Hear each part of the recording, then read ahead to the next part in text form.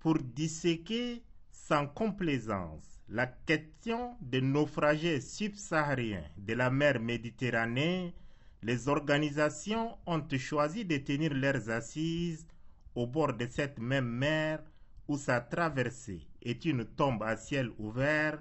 et l'atteinte de son rivage européen un véritable calvaire. Le ton du Forum international sur la migration en Méditerranée est donné par la projection d'un film grandeur nature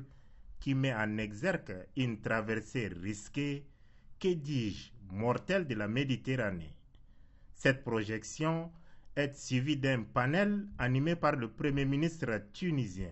Ahmed Hachemi, le Premier ministre maltais Robert Abela et la vice-présidente de la Commission européenne chargée des migrations et de promotion de modes de vie européens. Outre le pays hôte, 11 pays sont représentés à ces forums, dont un seul chef d'État. Il s'agit du président de la République Mahamadou Idriss Déby Itno, dont l'honneur lui a échu d'animer un panel en compagnie de la première ministre italienne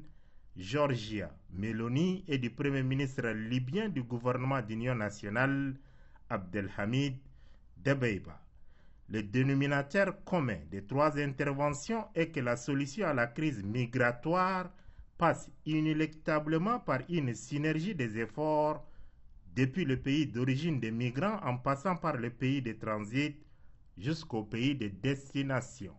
À l'entame de son intervention au panel, le chef de l'État Mahamadou Idriss Déby Itno a exprimé toute sa reconnaissance à l'Union européenne et au gouvernement libyen d'union nationale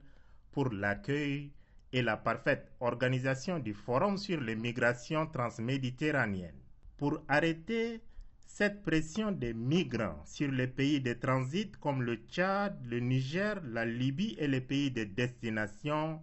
Mahamadou Idriss Déby Itno propose, à la place des approches actuelles qui ont montré leurs limites, de fixer les candidats à la migration dans leur terroir par des projets intégrateurs. Il devait ensuite appeler à une véritable coopération multilatérale basée sur le respect mutuel à l'effet de bâtir un monde où chaque humain peut réaliser chez lui ses rêves dans la dignité et la quiétude. Après ces deux panels, une séance photo est organisée pour immortaliser la tenue de ces forums interlibyens, suivis de délibérations à huis clos.